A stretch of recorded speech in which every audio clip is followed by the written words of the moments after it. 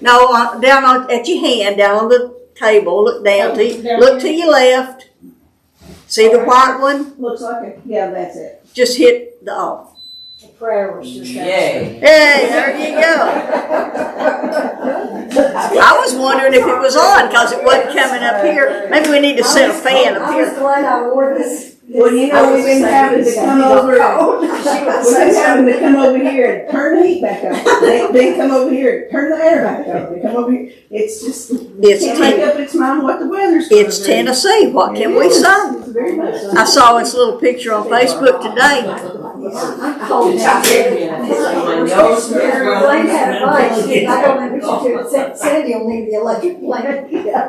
I saw this little picture on Facebook today. The guy had on a toboggan and sunglasses, and he had on shorts with a sweatshirt, and he had a lawnmower in one hand and a snow shovel in the other hand. So, welcome to Tennessee.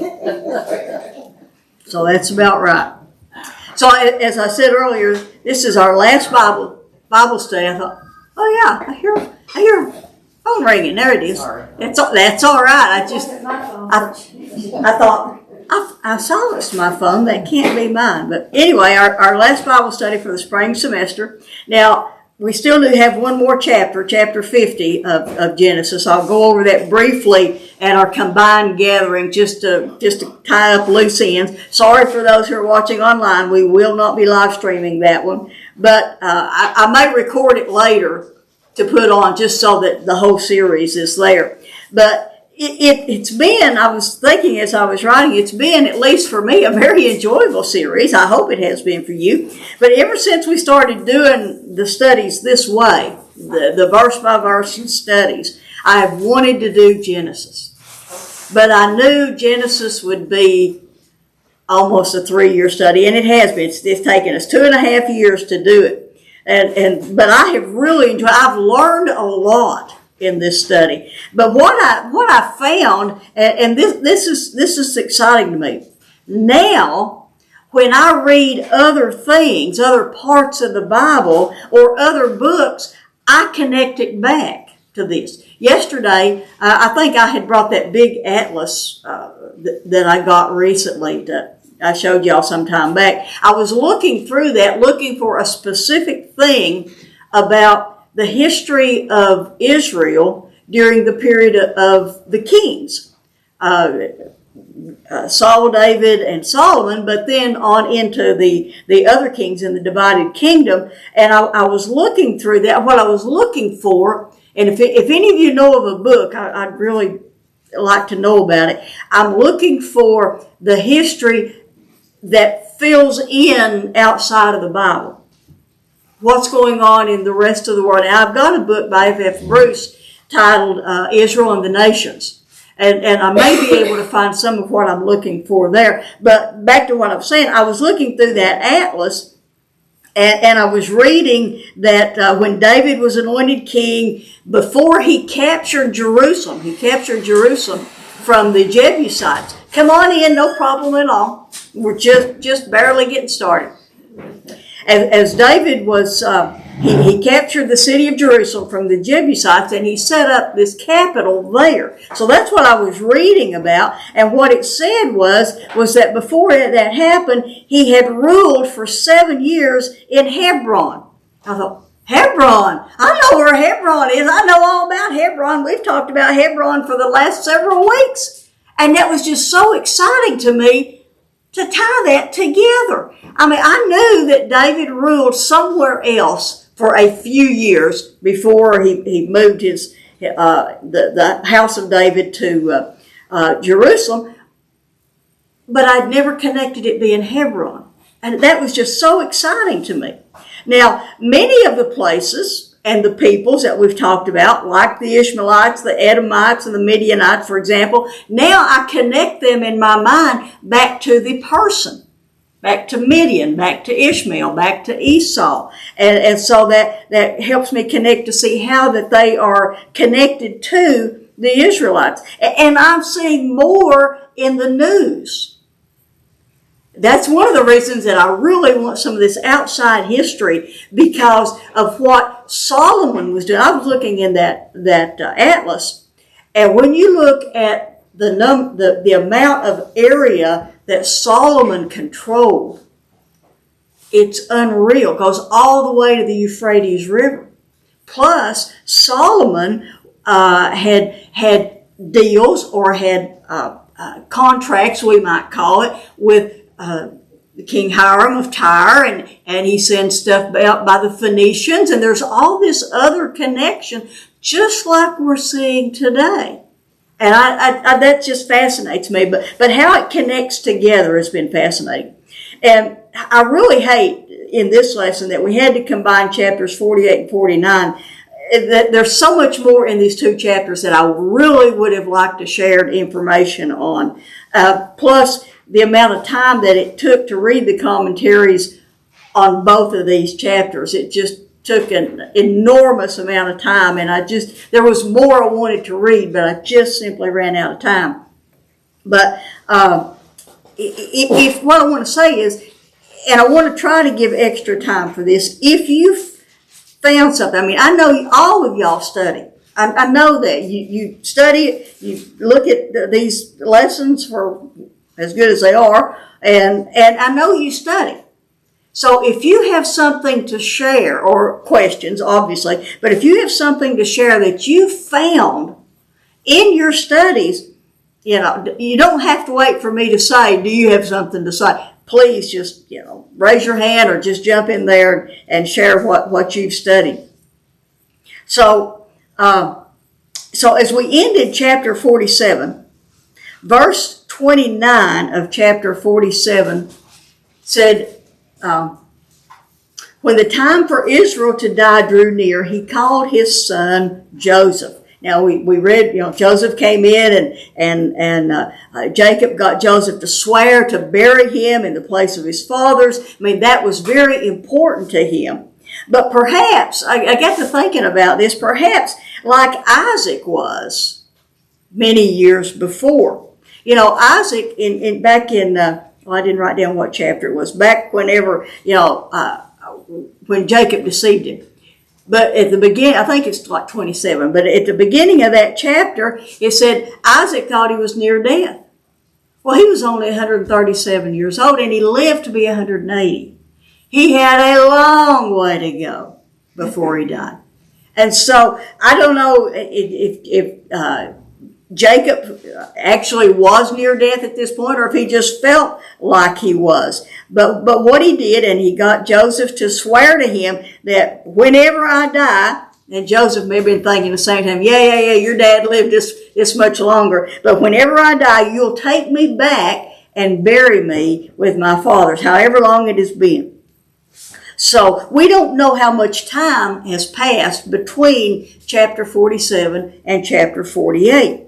But however long it's been, maybe a few months, I don't think it's been up to a year, but a few months, now things have gotten worse. And so verse 1 of chapter 48, and it came to pass, that our old friend there, and it came to pass after these things, after all that had happened in chapter 47, that Joseph was told, behold, your father is sick. So Joseph took his two sons, Manasseh and Ephraim, with him. And so we will see in chapter 49 that it appears that the brothers were called at this same time, or just right after this, but it was around the same time. But Jacob wants to be alone with Joseph first. So look at verse 2. When it was told to Jacob, behold, your son Joseph has come to you, Israel collected his strength and sat up in the bed. Now, we've talked about the difference when this man is sometimes called Jacob and sometimes called Israel. And I think it appears to me, I didn't read this in the commentaries, but this is what it appears to me. It appears that in the earlier chapters, and we talked about this a lot, when he's called Jacob versus when he's called Israel, it's used to show the spiritual growth in the man. When he acts a certain way, he's acting like Jacob did. When he acts another way, he's showing his faith and his spiritual growth. He's acting more like Isaac. But now, in these last two chapters, it seems to be that Jacob is used when speaking of daily life. In other words, that's just his name. That's just his name. It's just what everybody calls him. But Israel is used when what is happening has a national meaning. When it's going to affect the nation, he's referred to as Israel. When he's called Jacob, it's just called Jacob because that's his name. So that's what it appears, at least now. But it came to pass. So it's been some time, maybe not very long, but some time. So blessing Joseph's sons and adopting them, as we will see, was not a spur-of-the-moment idea. This is not just something that Jacob got up that morning and said, I think I'll adopt them two boys. No, this is something that's been going on in his mind for some time, been thinking about. So when Joseph and his sons, when they got there, now you got to remember, these sons are at least teenagers, or more likely in their early 20s, because it's been at least 17 years since Jacob and his family moved down there. And the boys were born during the good years before the famine started. Jacob and his family moved down about somewhere late in the second year or into the third year. So the boys were at least 6, 8, 9, 10 maybe years old. And it's been 17 more years. So they're at least late teenagers, likely in their early 20s. But when they got there with Joseph, Jacob mustered up his strength, sat up in bed, and the way it reads, he not only sat up in bed, he sat on the side of the bed because his legs were down beside the bed. And then it seems that he began to reminisce.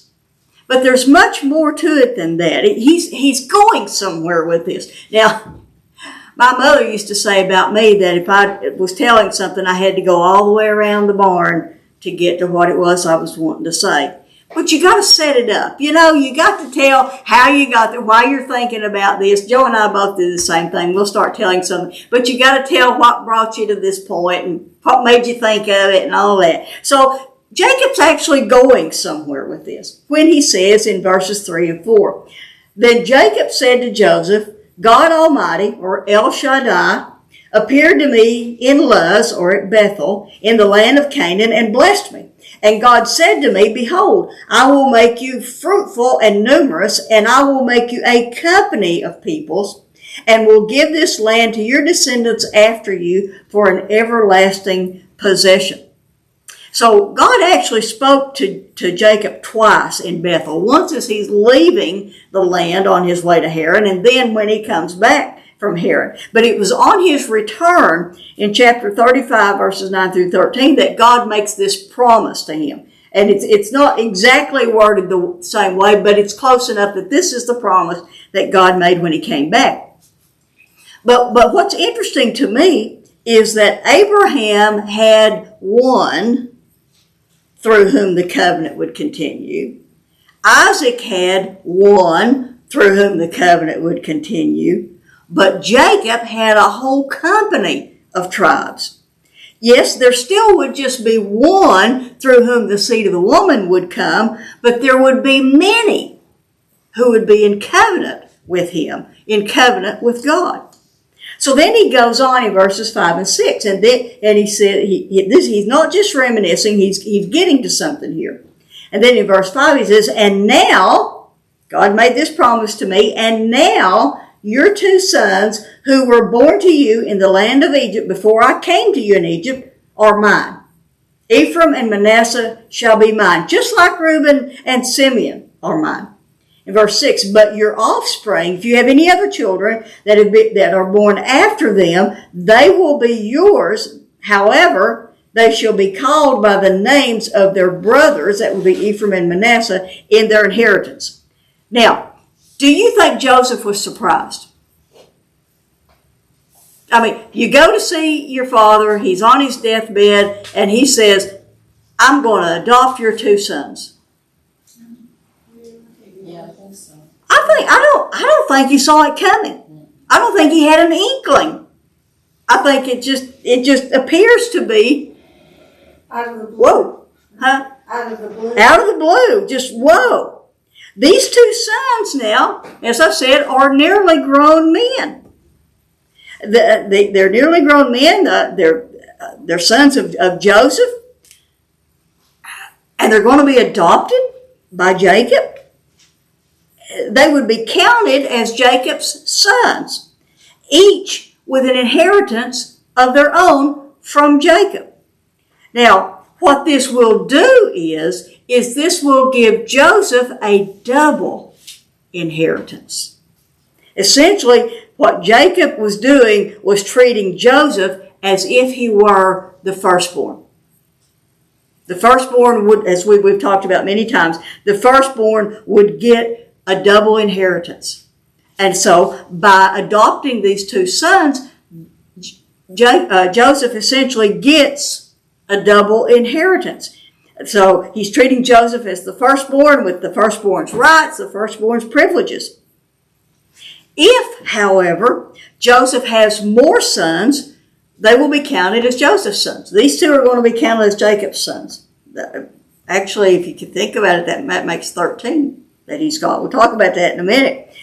But if Joseph has more sons, they'll be counted as his own sons, but their inheritance will fall under, Joseph himself won't have an inheritance, but the two sons will. So their inheritance will fall under one or the other of these two sons. And I thought, how are they going to do that? Are they going to say, this one goes to you and this one goes to you? You know, are they going to take turns if he has more sons? Well, nowhere do we read that Joseph has more sons, so that's solved. But in fact, in 1 Chronicles chapter 5, verse 1, it tells us that Reuben, who is actually the firstborn, that Reuben's birthright, the double portion, was given to Joseph's sons.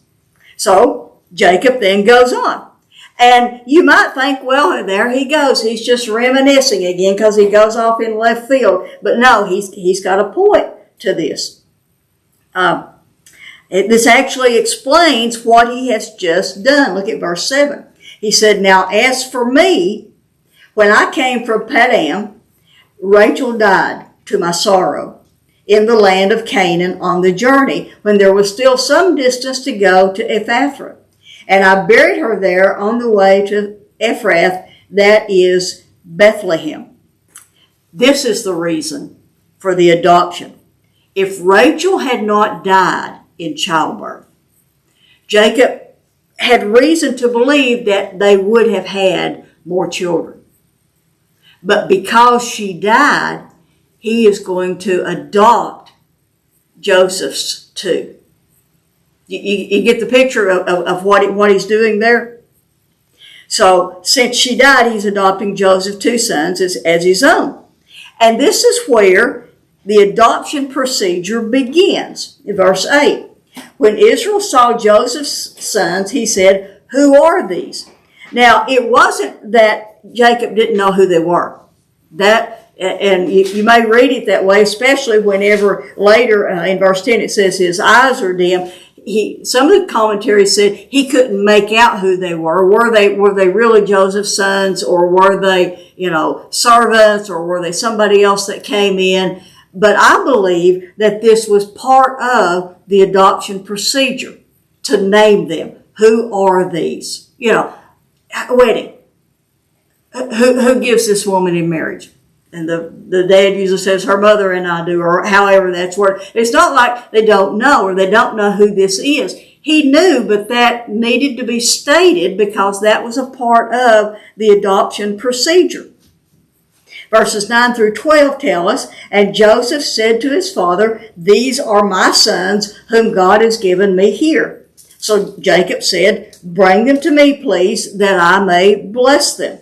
And then Moses gives us this bit of information. Now the eyes of Israel were so dim from age that he could not see. And you have this flashback back to Isaac, and it says Isaac's eyes were dim. And first thing that comes to my mind is cataracts.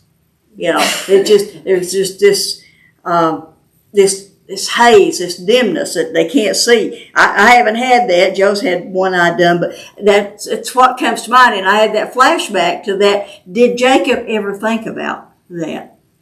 You know, what he had done when his own father couldn't see. But this is part of the adoption procedure, I think.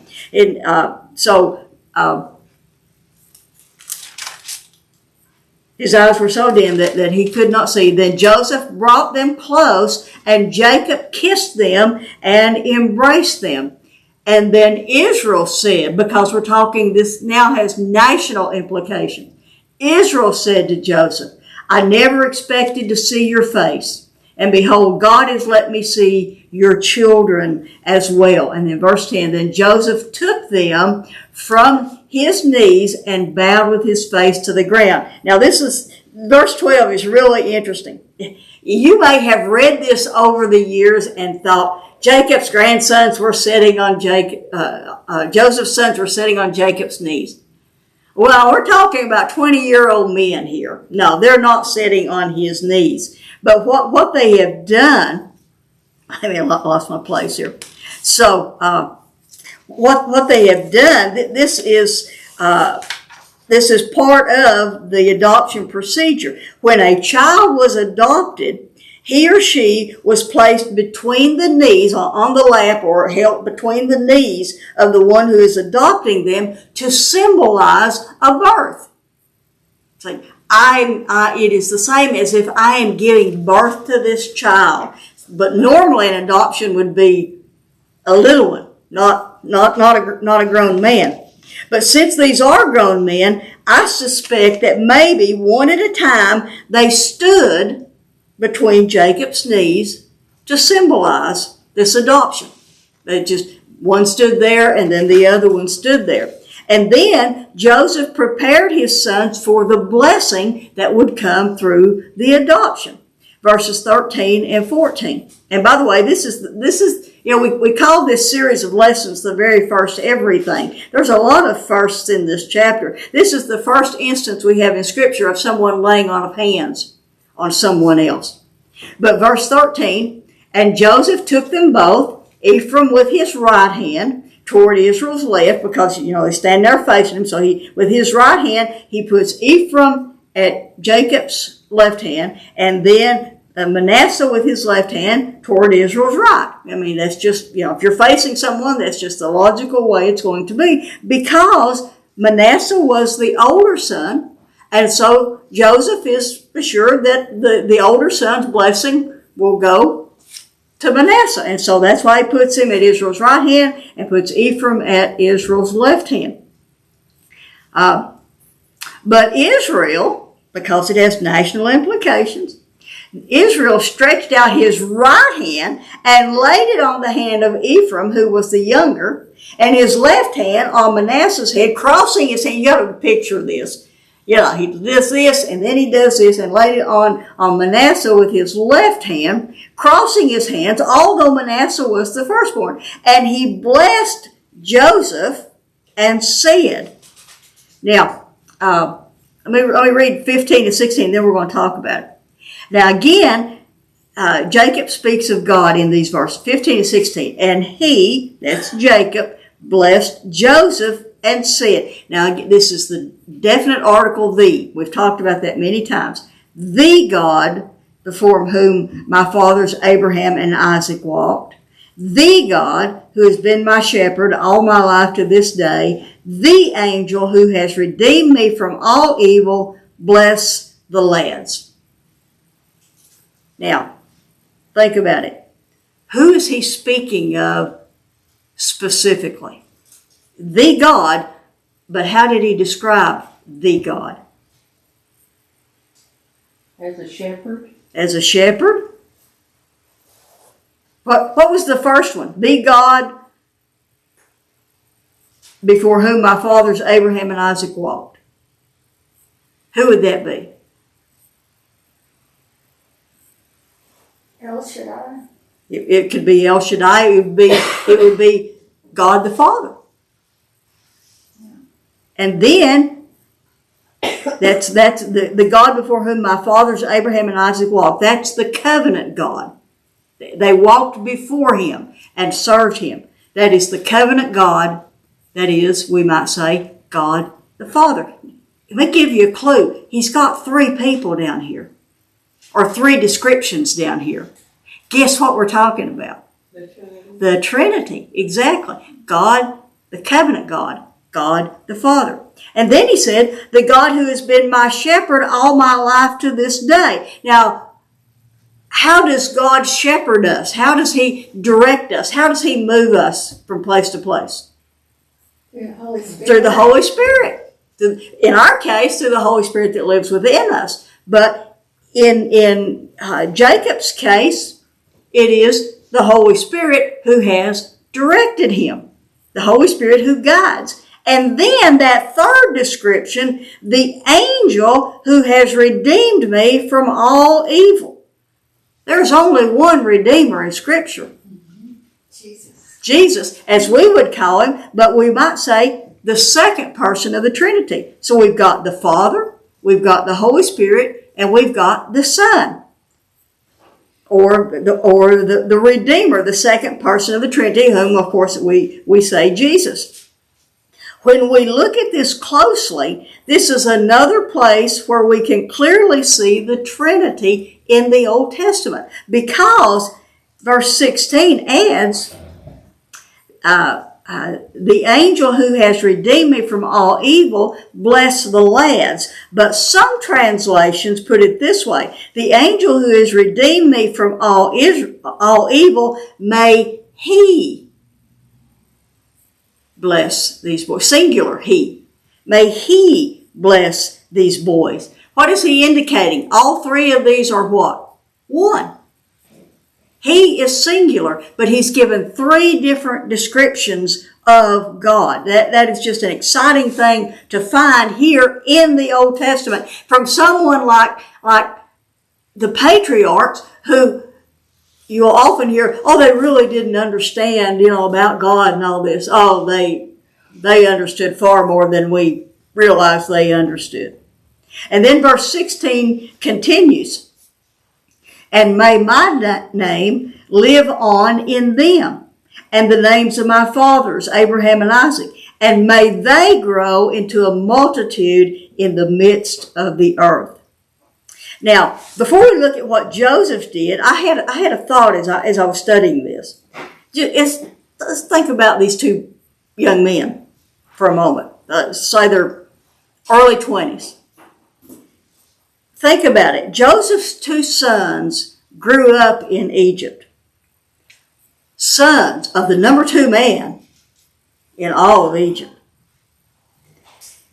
Joseph, rather than seeking honor and privilege in Egypt, which he could have for his sons, if he was this high up in rank, he could have gotten them high up in rank as well. Think of Moses, if we study Exodus, Moses got all that schooling, got the best schooling possible in Egypt. These 2 boys, they may have gotten some of that schooling. They may have gotten some of these privileges because of what Joseph was. But Joseph showed his faith in the God of his father by hitching their future to something not yet achieved.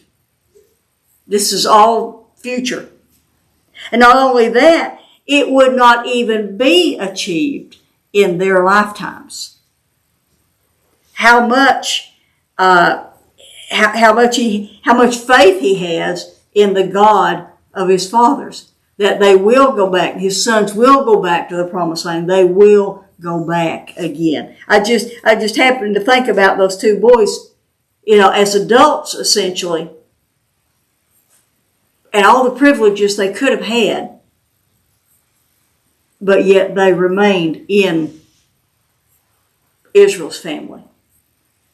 I just thought that was interesting. But Joseph is still human. So look at verses 17 through 19. When Joseph saw, now, Jacob's in the middle of blessing them. It's like somebody's saying, Sunday dinner prayer, and you say, wait a minute. He's in the middle of blessing them, And verse 17 says, when Joseph saw that his father had laid his right hand on Ephraim's head, it displeased him. And he grasped his father's hand to remove it. I mean, have you ever done anything like that? Have you ever had a child do anything like that to you? That's just awful. It displeased him, and he grasped his father's hand to remove it from Ephraim's head and move it to Manasseh's head. And Joseph said to his father, no, Dad, that's not the way it is. No, my father, you got it all wrong. This one's the firstborn. I know you can't see well. You probably got them mixed up. This one's the firstborn. Place your right hand on his head. But Jacob said, now, Joseph, I know what I'm doing. Verse 19. His father refused and said, I know, my son, I know.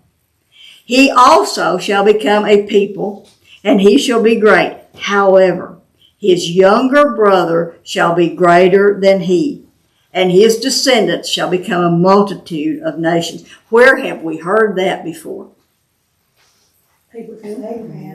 Abraham, and then Isaac.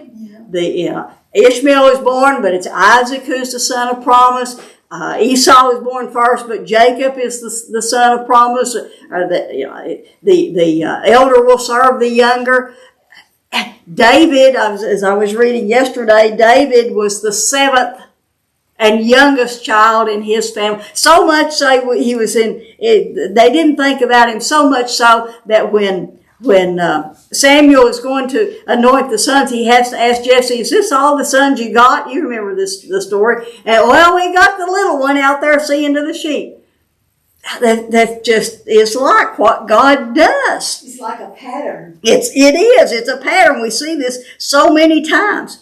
Now, we see later in Israel's history, when the northern and the southern kingdoms are divided, Ephraim becomes the dominant tribe in the northern kingdom. Now, the northern kingdom is called Israel. They kept the name of Israel. The southern kingdom is called Judah. But many times, we run across oftentimes the northern kingdom will be referred to as Ephraim.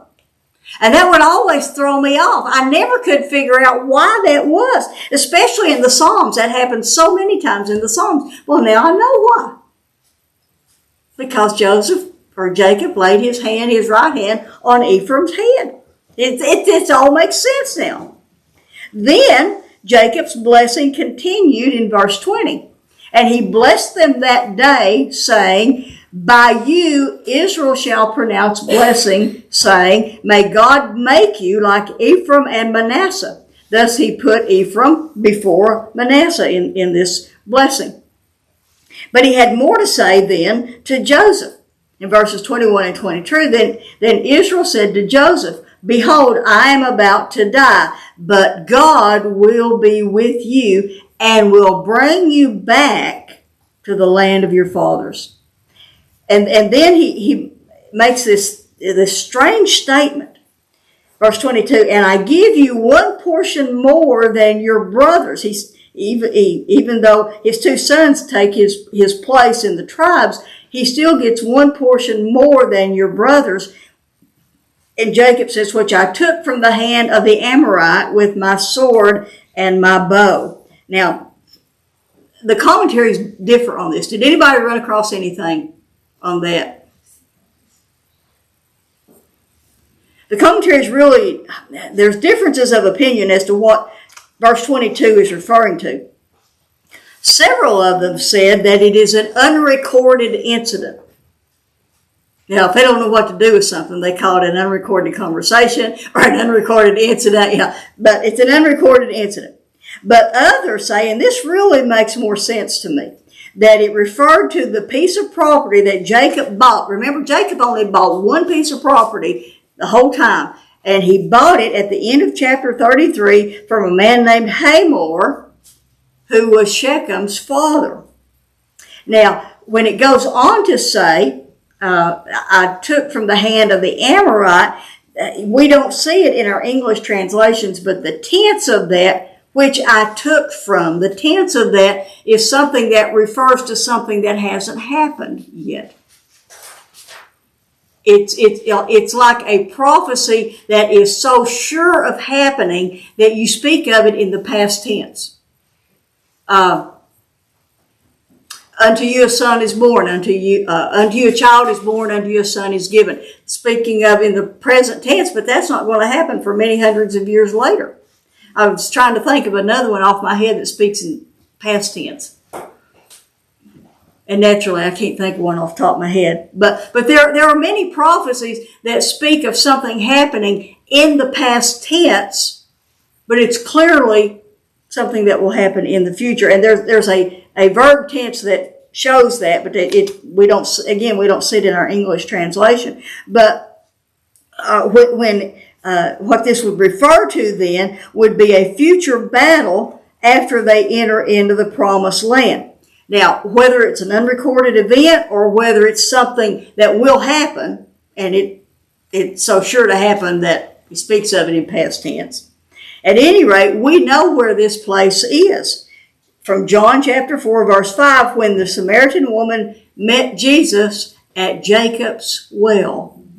That's the place that this is. And he took it and they will take it from the Amorites. And this is the very area that Joseph will get when Joshua divides up the land among the tribes. That's the spot that they will get. So, any comments or questions on chapter 48? I read in David Lutzik, his commentary that Manasseh means forgetfulness and Ephraim means fruitfulness. Oh, And that makes perfect sense. it makes perfect sense, yeah. Anything else? John MacArthur said that the angel, or it's also that the angel in this Jesus, Yeah. is also called Shiloh. Yeah, over here when we get to this, the scepter shall not depart from Judah, nor the ruler's staff from between his feet until Shiloh comes. That's verse 10 over in chapter 49. That word Shiloh, and again, when we get there, I'll tell you about that. There's differences of opinion in this translation, but the word literally means peace or rest. So it does refer to the Messiah coming. This is a messianic prophecy, yeah. Well, I was just like, Neil Diamond is what came to mind to me. Neil Diamond. Well, yeah, of course. You know, I thought about, the Battle of Shiloh. It's one of the bloodiest battles in the Civil War. Yeah. And when you walk the grounds, there's just this eerie feeling about it. But I was just thinking, peace, all those soldiers that died. Yeah. Just rest. I'll tell you a funny story about the book about Shiloh. When Joe Jr. was in, I think, the 6th grade, going in middle school, he had to read a book and do a book report. So we got the Battle of Shiloh. We read it together. He did his book report. 7th grade, he's got to do a book report. He gets the same book because the teachers don't know. He's already read it. He said, I already read it. We'll just do another book report. 8th grade, got to do a book report. We pulled the same book. Did 3 book reports on the Battle of Shiloh. So,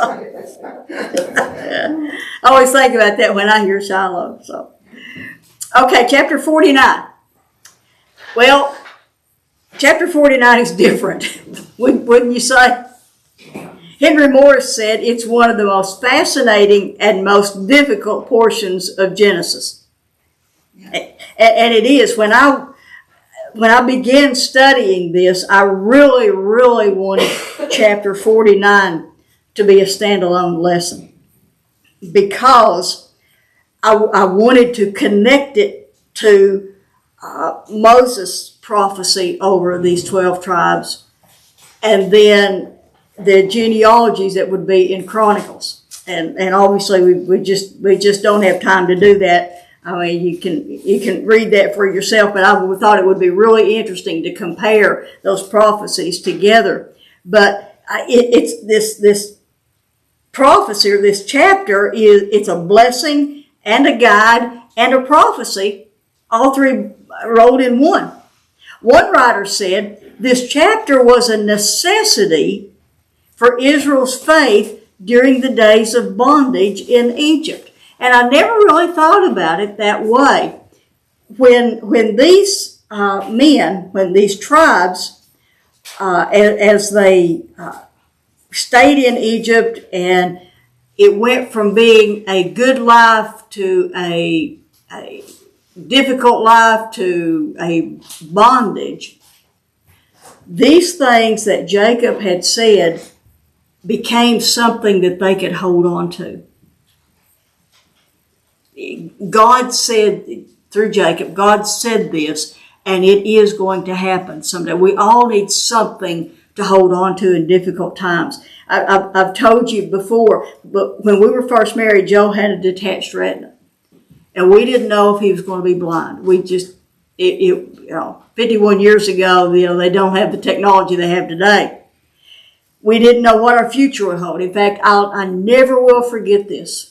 There was this one little nurse that came in. Joe was laying flat on his back in bed, both eyes taped up, had to feed him laying flat. He couldn't even have a pillow.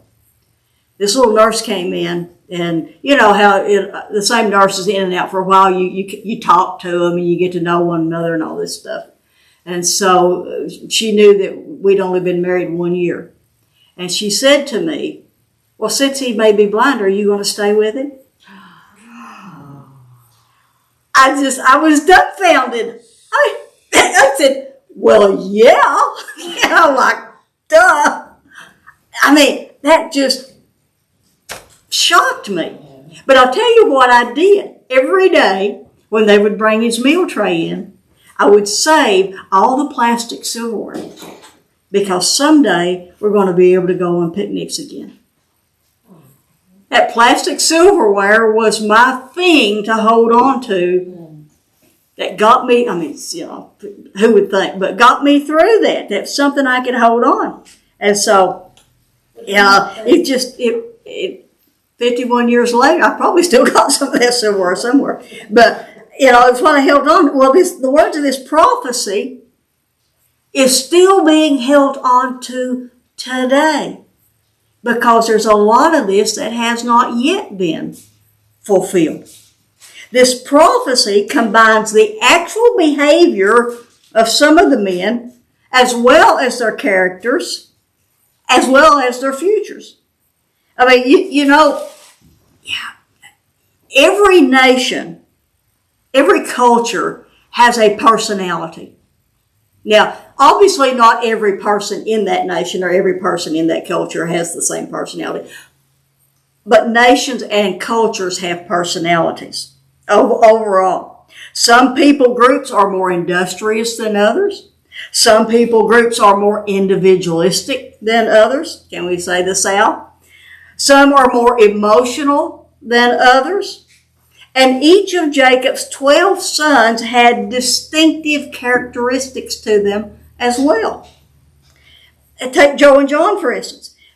People who have known both Joe and John in different settings were surprised to learn they were brothers. So I remember one of them saying to Joe, "You're John's brother?" Just like he couldn't believe it. They don't even look alike. Joe looks more like his dad's family. John looks more like my side of the family.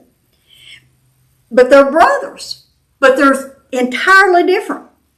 Some of Jacob's sons may have liked their prophecy. Hey, I got a good one. Some not so much, however truthful it was. And so we'll go over these fairly quickly. But honestly, I got to look and I actually don't know which commentary I pulled this out of. But I think these things that I gave you in your lesson are really just tie it down pretty succinctly. So I thought, okay, I think that, I don't know where I got it, but it was pretty good. But so here's the setting. This took place immediately after the adopting and blessing of Joseph's brothers. Look at verses 1 and 2. Then Jacob summoned his sons and said, "Assemble yourselves, that I may tell you what shall befall you." My translation says, "in the days to come." Now, some of your translations may actually say, "in the last days."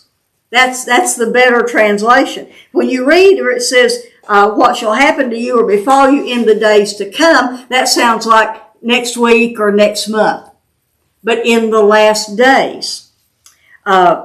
Again, sons of Jacob, and speaking of daily or real life in Israel, speaking of national implications. So, gather together and hear, O sons of Jacob, and listen to Israel, your father. So this is not just wishful thinking. This is the things that will happen in the last days. Some of these things have been fulfilled. Many of the things have not been fulfilled. We say all the time that we believe we're in the last days. Well, we've actually been in the last days ever since Jesus came, ever since his advent, his first advent. Hebrews 1 verses 1 and 2 tells us that the last days began with Jesus' first advent. It says, God, after he spoke long ago to the fathers in the prophets in many portions and in many ways, has in these last days spoken to us in his Son, whom he appointed heir of all things, through whom also he made the earth. But since Jesus came, we've been in the last days. Now, I often say I think we're in the last of the last days, that Jesus not only has his hand on the doorknob, he has it turned a half a turn, but we're still in the last days. Some of these things actually we'll see will actually take place during the millennial reign. And that's still future for us. So, Jacob begins with Reuben. Verse 3, Reuben, you are my firstborn, my might and the beginning of my strength, preeminent in dignity and preeminent in power. So, let's start right there. Reuben was the firstborn, and if you have children, you know the hopes of a mother and a father with their firstborn. I mean, Jacob was no different. You are my might and the beginning of my strength, the very first one to be born. You could have been preeminent in dignity and preeminent in prayer. But, verse 4, uncontrolled as water, you shall not have preeminence. Because you went up to your father's bed, then you defiled it. He went up to my couch. You were my firstborn, he said. I had such high hopes for you. But, like water, we've all, they talk about it all the time when there's, heavy rains and, turn around, don't drown. Water has such power and water cannot be controlled. It's uncontrollable, especially floodwaters. And that's the way Reuben was. He was uncontrollable. He just acted on whims. And so he would not be the one preeminent. Now, we don't even really know why Reuben did what he did. That takes place in chapter 35, verse 22. And it was just like a one-liner incident. No explanation, no what his motive was, even no reaction from Jacob. And we said at the time, we wondered why there was no response from Jacob. Well, there may have not been a response from Jacob then, but it was an act that brought lasting consequences. And what I've always wondered, as I began studying this over, putting your lessons together and then studying it again, why I wondered about when Jacob said, well, actually, the whole thing, my might in the beginning of my strength, preeminent in dignity, preeminent in power, uncontrolled as water, you shall not have preeminence. Because you went up to your father's bed, then you defiled it. He went up to my couch. Was that said in anger or pain? I think it was in pain. Couldn't it have been matter of fact? It could have been very matter of fact. I mean, this has been a long time, and so it could be matter of fact that this is what happened. But I just think it's got to be one or the other, maybe a mixture of both, painful anger. But you notice there, now, look at your translations. Disappointment for sure. Disappointment for sure. Look at your translation, verse 4. Mine says, speaking to Reuben, because you went up to your father's bed, then you defiled it. And then it speaks in the third person, he went up to my couch.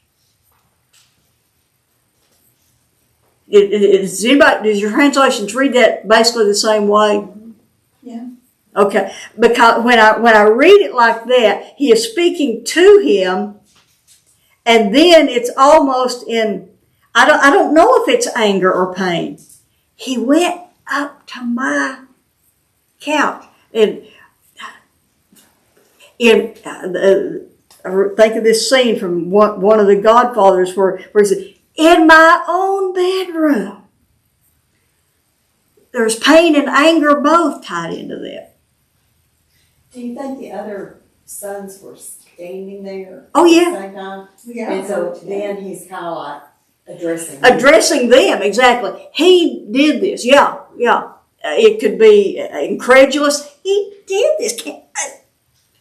So I think it's just a mixture of pain and anger. I don't think that there was ever a point that it was just no emotion. I think even after those many years, it was such a huge thing that I don't think it could ever have been approached with no feeling at all. But it could have been a combination of anger and pain. Yeah, thinking back on it may have brought out the old feeling. Yeah. It may have been a common approach up until that moment, and then it just brought back that flood of emotion. So as I said, we don't know why he did what he did, but the act had lasting consequences. So any other comments or questions on Reuben? You think God might have pushed Reuben to do it? Because after all, he knows what's going to happen. That's an interesting question. I mean, a lot of things that happen in this Bible is because of God. Yeah. I don't think God pushed him to do it. God may have allowed him to do what he wanted to do. And he knew what the outcome would be. Yeah, God knew what the outcome would be, and he didn't stop him. Right. He allowed him to do what he did. Because we do have free will. Yeah. Yes. Yeah. But there's that free will predestination. Yeah. Yeah, there's always that, yeah. Okay. Any other thoughts on Reuben? All right, then verses 5 through 7, Jacob combines Simeon's and Levi's future, and he has nothing good to say. Simeon and Levi are brothers. Your translation, verse 5, Simeon and Levi are brothers. Their swords are implements of violence. What's that say there? Their swords are implements of violence. Still say the same thing? Weapons of violence or swords. Okay, because I found... Oh, I was just going to say, mine said, Simeon and Levi are brothers, equally headstrong, deceitful, vindictive, and cruel. I'm just talking about the very first part there. Their swords are implements of violence. I thought you were on 5. Yes, 5. Well, that's what I mine don't says. say anything about a sword.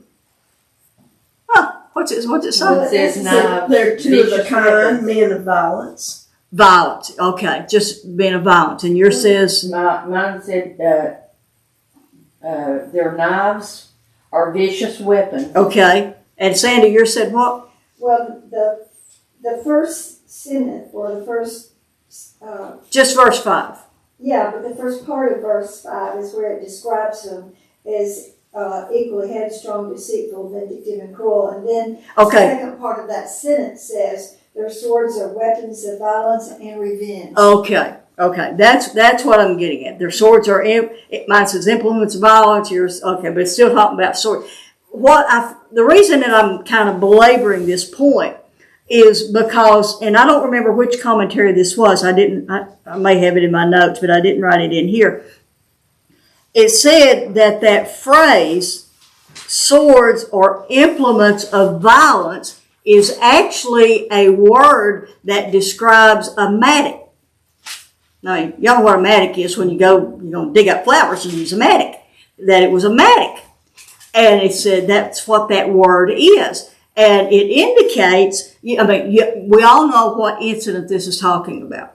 About in what was it? It's chapter 34, I believe it was, where Dinah has been raped and they go in and they kill everybody. Well, whichever commentary this was said that by using that word, by Jacob using that word, that mattock, meant that what they did is they went in not carrying swords like they were going to hurt anybody, but taking mattocks like, oh, we're just here to help out or whatever. And they killed them with mattocks rather than swords. Yeah. Why does it say swords then? Well, my translation says their swords are implements of violence. That's the reason I asked how the translations read it differently. Well, some of you just said they were men of violence and didn't say how they did it.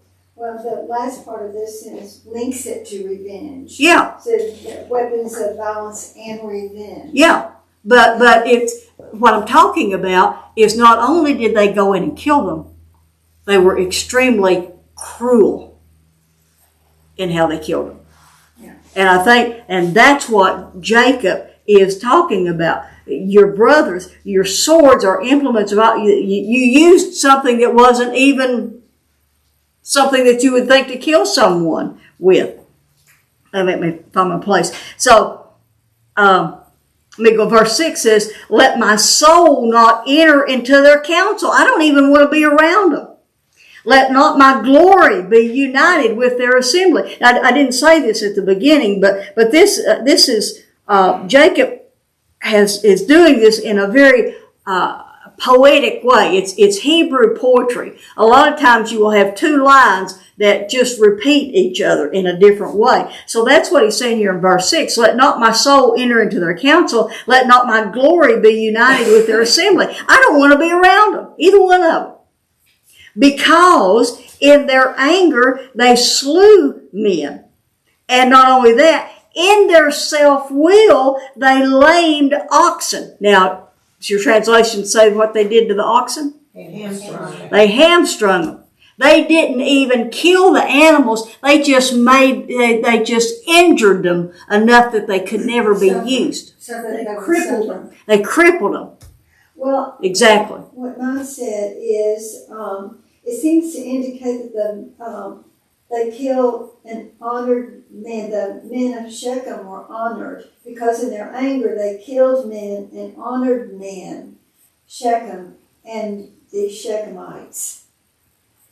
I don't know how honored fits in with that, Well, but anyway, mine just says, in their anger they slew men, and in their self-will they lamed oxen, they hamstrung them. But I mean, what they did was just pure evil. And then verse 7, he says, cursed be their anger, for it is fierce, and their wrath, for it is cruel. I will disperse them in Jacob and scatter them in Israel. Simeon and Levi were brothers, but they were more than physical brothers. They were companions in evil. What they did to the men of Shechem was not a holy war. It was vengeance.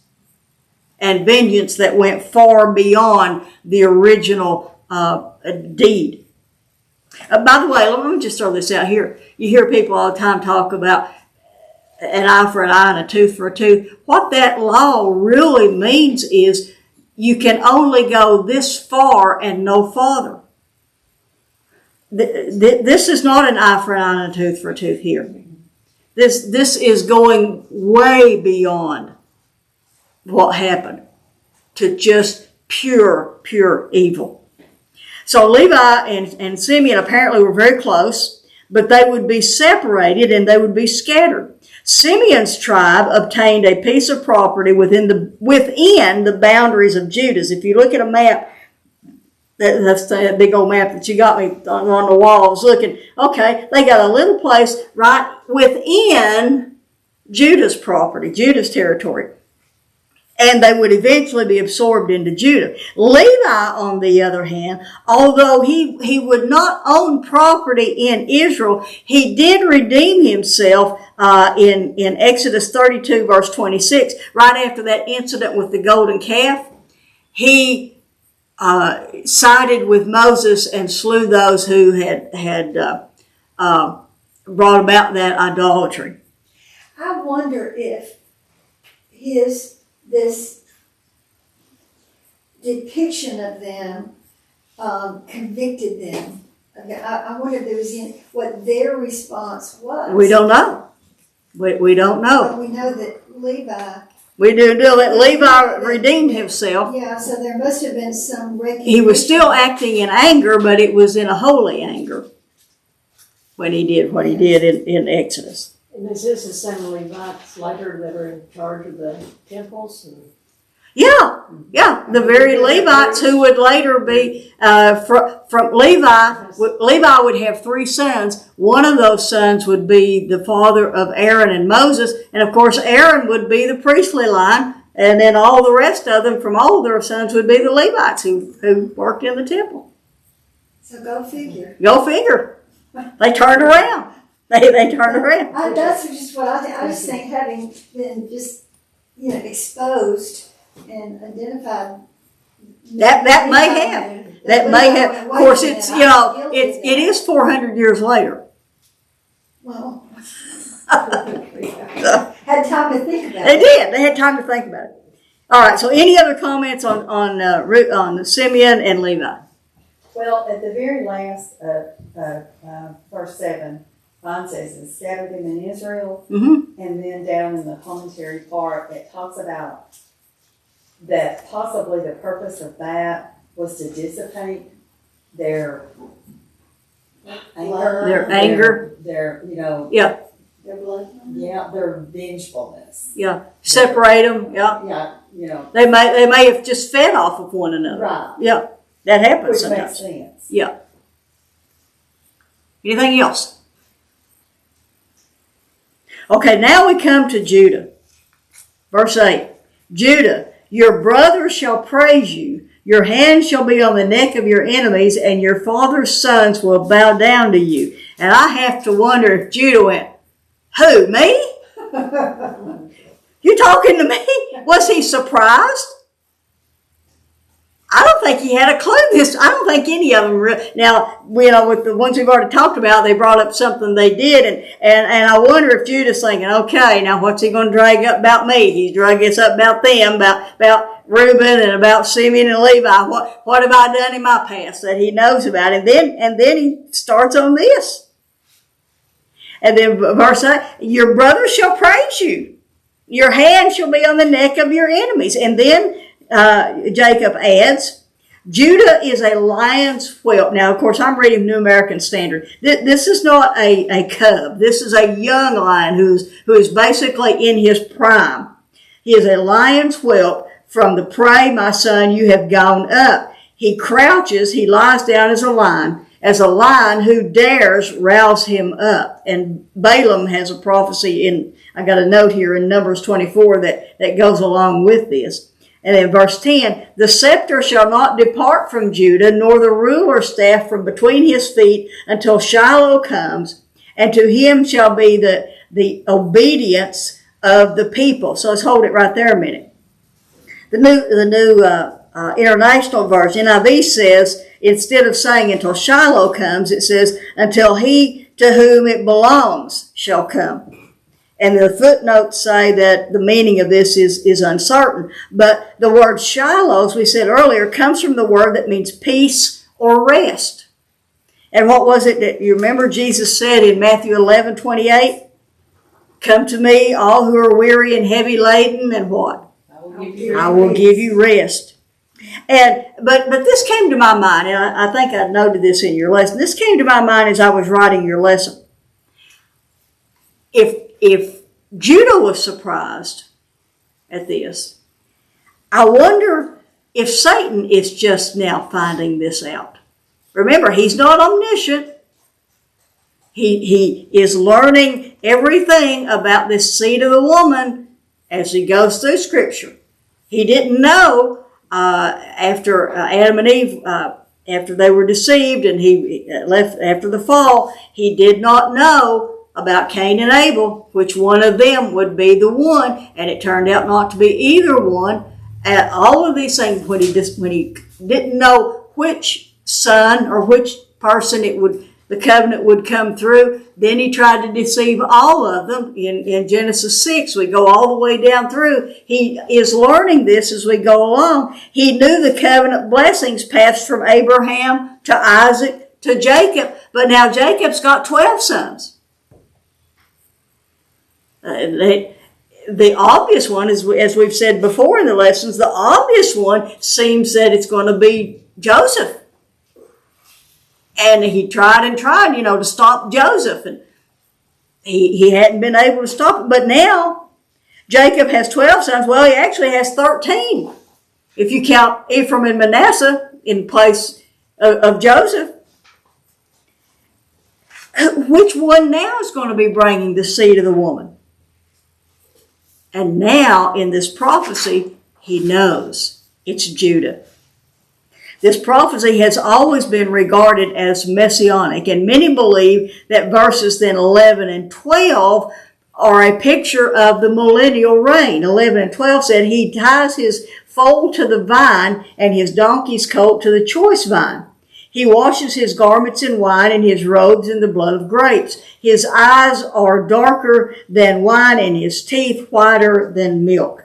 So what this is saying is, by saying he ties his foal to the vine, nobody in their right mind is going to tie a donkey to your grapevines. What would they do to him? Eat them. But he's got so many grapevines, it's okay. He'll tie his donkey to the grapevines because it doesn't matter. He's got plenty. And he washes his garments in wine. He's got so much wine available that it's like water. All of this abundance in the millennial reign. And also, just throw this in Revelation 19, it speaks of the Messiah's or Jesus when he returns with his garments stained with blood, or the wine of vengeance, I think it says. I didn't go back and read it right away, but it speaks of these things in the millennial reign. Judah would rule. He would actually lead the 12 tribes when they go into the wilderness. Judah will be in front. He will always lead the 12 tribes through the wilderness. He would receive his portion of land first when the lands were divided up. He would also begin the work of completing the conquest of the land first in Judges 1.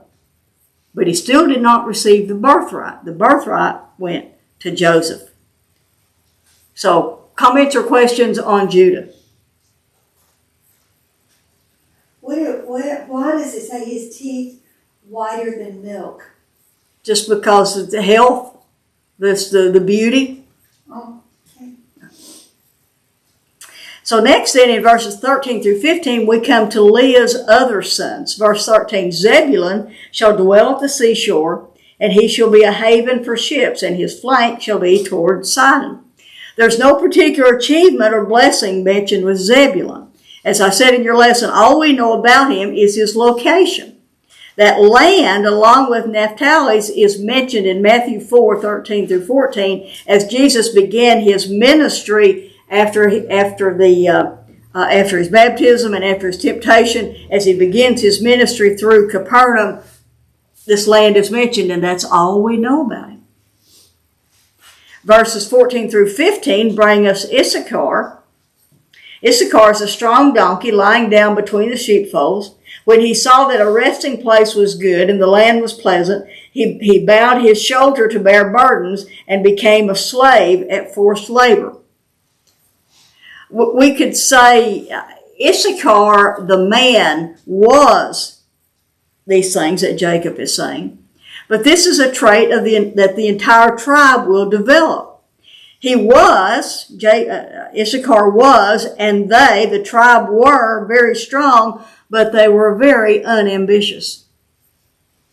They had no ambition to them. One commentary said that Jacob's word to this son is a rebuke mildly, but clearly administered. And let's see, what did I say about Zebulun or Issachar? He would submit to the yoke rather than struggle for liberty. This tribe is better known for men with understanding the times in 1 Chronicles. They seem to be discerning, but they just were not very ambitious. So anything on Zebulun or Issachar? Okay, next is Dan, verses 16 and 17. Dan shall judge his people as one of the tribes of Israel. Dan shall be a serpent in the way, a horned snake in the path that bites the horse's heels for his rider, so that his rider falls backward. That's not a very nice one either. The name Dan, of course, means a judge, and we know Samson was from the tribe of Dan. But Dan was the first of the 12 tribes to accept idolatry as a whole. You accepting it? They accepted it. And I was reading a little bit about that in Judges. I can't remember. I think it was chapter 5. But in Judges, or maybe it was Joshua. But Dan, what he did was he didn't want to deal with, he didn't want to fight for his land, and so he was given a portion of land in the southern part, but he moved to the northern part. You've heard the phrase talking about a long distance being from Dan to Beersheba. Well, he moved to a place in the northern area and settled there because he didn't want down there where he was at. They abandoned their allotted territory, the southern part, and moved north. During the division of the kingdoms, northern and southern kingdoms, Jeroboam erected a golden calf in the northern city of Dan. Remember, Jeroboam did that. He said to the people, "Oh, you don't have to go all the way down to Jerusalem. I'll make you a place here so you can worship." Well, Dan was one of the places where it was. And then Judges 18, let me just throw that out. You might want to read that later, but not before you go to bed. Judges 18 is another incident, including the people of Dan. It's pretty gruesome. You don't want to read that before you go to bed. Oh, one other thing. Let me read verse 18. There is some thought that the mention of the Antichrist, the mention of the snake, was that the Antichrist would come from the tribe of Dan. That was mentioned in several of the commentaries. And I didn't put much stock in that until reading verse 18, when Jacob says, for thy salvation I wait, O Lord. And I thought, when I first read that, I didn't think it had anything to do with Dan. I thought Jacob is just in the middle of all this blessing. He just stops and, says a quick prayer, "Lord, give me strength to go on," or whatever. But if you think about, if it is true that the mention of a snake indicates that the Antichrist would come from the tribe of Dan, then Jacob saying, "For thy salvation I wait, O Lord," fits right in with that. So I don't know which it is. I'm just kind of throwing that out because I didn't know whether to pursue that or not. But that's what at least one of the commentaries said. Didn't I read that Dan is not mentioned in Revelation? That's true. Dan is not mentioned in Revelation. So that would fit right in. That would fit right in too. Yeah. That's it. That's why I really wished we'd had a whole lesson on this so I could have dug into some of that and got more information on it, but just couldn't do that. Many commentaries separate verse 18 from the words concerning Dan and say it's, like I said, it's a prayer. But if you connect it to 16 and 17, it could be a cry for help from what Jacob sees in the future. So, any comments on these before we go on? Okay, Gad, Asher, and Naphtali don't give us much to go on. 19, I'll just read these together, 19 through 21. As for Gad, raiders shall raid him, but he shall raid at their heels. 20, as for Asher, his food shall be rich, and he shall yield royal dainties. 21, Naphtali is a doe let loose, he gives beautiful words.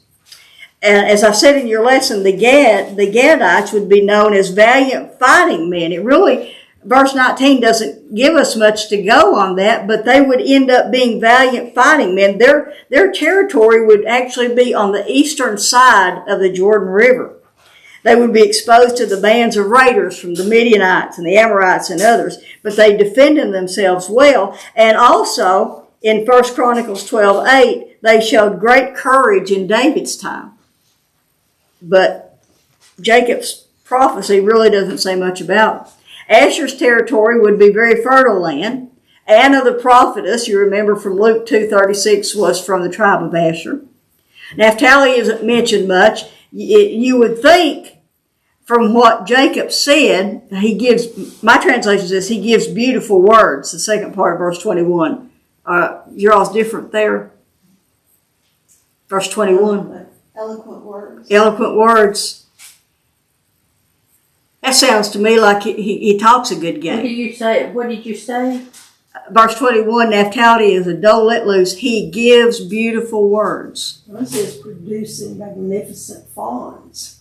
Mine says, is a doe set free that bears beautiful fawn. Yeah, well, see, it's just the difference in the words there. But if it's talking about words, it sounds like he would talk a good game. But we know that Barak and Deborah, remember the story in Judges of them, they are from Naphtali. They didn't do much talking or producing beautiful fawns. They just took action. As I said in your lesson, that phrase about the fawns or a doe let loose, that phrase actually refers to a sure-footed warrior. And I thought, boy, we lose much in translation there. So I don't have any more to add on that one. Anybody got anything else on that? Okay, finally, then Joseph, the darling of Jacob's eye. And basically in this prophecy / blessing, Jacob just retells Joseph's story in poetic form. He said Joseph is a fruitful bough, even a fruitful bough by a spring. I mean, not only is he a fruitful bough, he's planted by rivers of living waters. Its branches run over a wall. But it wasn't all good. The archers bitterly attacked him and shot at him and harassed him. But his bow remained firm and his arms were agile.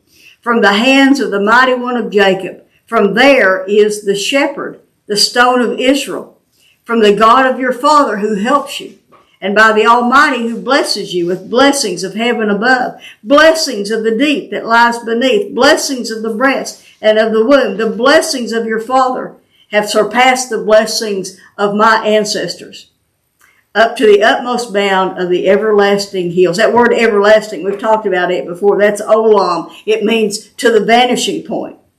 The utmost bound of the everlasting hills.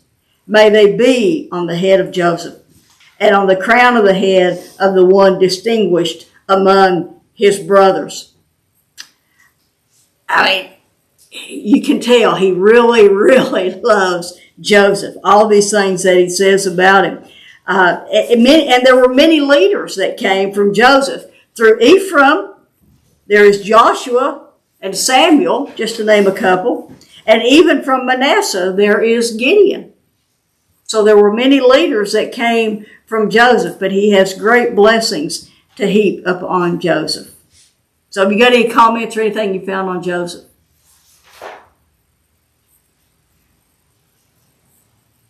So then finally we come to Benjamin. Hey, think back over the lessons that we've had recently. Benjamin, the one Jacob and everybody called the lad. The one that Jacob wanted to protect so much that he wouldn't let him go down to Egypt. The one over whom he was so protective, and he says, Benjamin is a ravenous wolf. I'm like, wait, he's what? Did anybody expect that about Benjamin?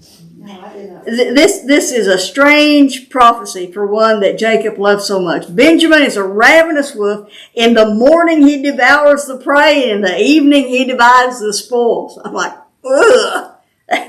That wasn't what I was expecting at all. But this verse provides a promise and a warning. Benjamin's line will be bold. They will be bold and strong warriors, but there are some good ones and there are some bad ones. Judges chapter 20 gives us an account of an incident with the descendants of Benjamin. Another one not to read before you go to bed. There was one unique characteristic about the tribe of Benjamin, though. Anybody know that unique characteristic about Benjamin, about the descendants of Benjamin? If you think about one of the judges, let's see, what was his name? Ehud, Ehud. If you remember that story, can't remember this. I think I remember this because we read in Judges chapter 20, verse 16, that many of the men of the tribe of Benjamin were left-handed. I remember that because Joe's left-handed. All throughout 1 Chronicles, many of the men from Benjamin's tribe were called over and over and over again. They were called mighty men of valor. And by the way, I had to share this. As I was reading in 1 Chronicles last night, I found, this is all the genealogies, piles and piles and piles of genealogies. And what I found was that many of the daughters of Jacob and his descendants are named in Chronicles. Remember we talked about that a couple of lessons ago, how none of the women were named? Well, they are named in Chronicles. Just thought I'd throw that out because we talked about them not being named. But as for Benjamin's famous descendants, of course I've already said Ehud, can you remember any other of Benjamin's descendants? Saul, King Saul. Esther. I forgot about Esther. Paul. Now we got one bad one, two good ones there. King Saul was not so good, but then there was Saul's son Jonathan who was good. Let me write down Esther because I'd forgotten about that. That, I put it in your lesson to imagine any biblical character you can think of. What tribe did they belong to? Did you think of any characters and trace what tribe they were in? You didn't do your homework, did you? John the Baptist. John the Baptist. What tribe was he in? Levi. Levi, because he was of the priestly line. And also, this is really interesting. John, not John the Baptist, but the Apostle John, was also from the priestly line. And I thought, how can he be of the priestly line if he's related to Jesus through his mother? Elizabeth, John the Baptist's mother, we know was of the priestly line of Aaron also, but she's a cousin to Mary. I find the genealogies fascinating. I like to trace back who they belonged to and which tribe they were in and stuff. So, anything you want to share on Benjamin? Okay, then finally, verses 28 through 33. All these, and Moses is given the information, and first of all these are the 12 tribes of Israel, and this is what their father said to them when he blessed them. He blessed them, every one, with a blessing appropriate to him. Then he charged them and said to them, I am about to be gathered to my people. Bury me with my fathers in the cave that is in the field of Ephron the Hittite, in the cave that is in the field of Machpelah, which is before Mamre in the land of Canaan. Mamre is next to Hebron, again, in the land of Canaan, which Abraham bought along with the field. Remember, he had to buy the field in order to get the cave. The field from Ephron the Hittite for a burial site. There they buried Abraham and his wife Sarah. There they buried Isaac and his wife Rebekah. And there I buried Leah. The cave and the field and the cave that is in it, purchased from the sons of Heth. Now, this is interesting. We know that Jacob, as well as Moses, who is writing this, we know from many things that we've read, but we especially know from this, I didn't read verse 33, that when Jacob finished charging his sons, he drew his feet into the bed, he sat back up in the bed and breathed his last, and he was gathered to his people. Jacob is the first one, or the only one that so far, and we may see it later, but the one that we've seen that we actually see when they die. Abraham, he died and they buried him. He was gathered to his fathers and all this, but this is the one that we are right there with the brothers when this happens.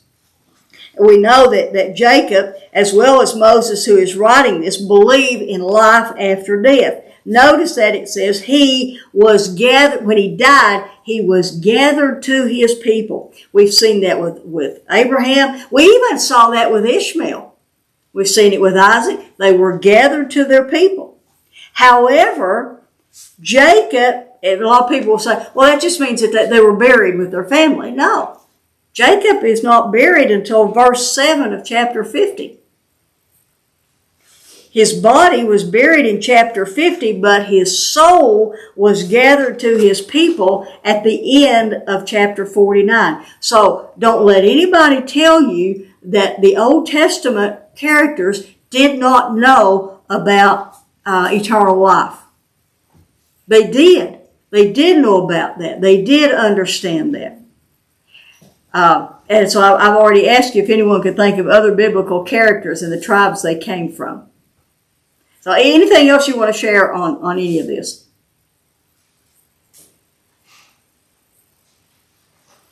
I was looking at this. It says they took 40 days to complete embalming. It's a long time. That's a long time. They did a thorough job, didn't they? They did. Yeah. That's we'll cover over that a little bit whenever we gather together. So be reading that and doing that lesson too. I don't really know what application to draw from these chapters, except to say they are factual as well as prophetic. And I really would like to know. We know that that there are some Israelis today who know how to who can trace their lineage. Some of the priests especially. There are some that I've heard say that they're this tribe. I would really wonder. I was thinking about the leaders of Israel today. I really wonder what tribes they are descended from. Wouldn't that be interesting to know? And does that affect their judgments and the things that they do? I was wondering that too, is that the characteristics that they had, how much of those characteristics were passed down through the ages, and were those characteristics diluted, through, the mothers, of the children that they bore. Yeah. I don't know, or if they were dominant. We just don't know. But I just find that fascinating. So, anything else? One application that summed it up was something like, when you're traveling through Egypt, don't lose sight of what God has promised. That's really good. When we're going, sometimes I feel like I'm in Egypt. Yeah, Egypt is referred to as, of course, with Abraham and all, not to go down there. Egypt is compared to the world, a worldly life. So that's really good. When you're going through Egypt, don't lose sight of the promises. I'll use that tomorrow and tomorrow night. That's really good. Really good. That's a good application. Yeah, great. It's stuck in my head. That's great. Anything else? I hope you all have enjoyed this Genesis half as much as I have. So. Did you say we don't meet next week, but we meet the next? Yeah. I think you said you were going to be gone on the 12th. I'm so sorry. I wish you could. We have a good time at that gathering. What time is it? The 12th, May the 12th at 6 o'clock. Okay. Yeah. Not 6:30, 6 o'clock. I think Genesis has been, I sort of thinking, it's really, I've learned so much. Yeah, I have too. I've really enjoyed it. All right, well, you had something you want to say, Kay? I was just gonna say, I would like to do Exodus too. Just continue the journey. Sounds like a plan. Well, let's pray. Father, thank you so much for these women and their encouragement and their diligence and their own study. I pray that you will bless them in their study.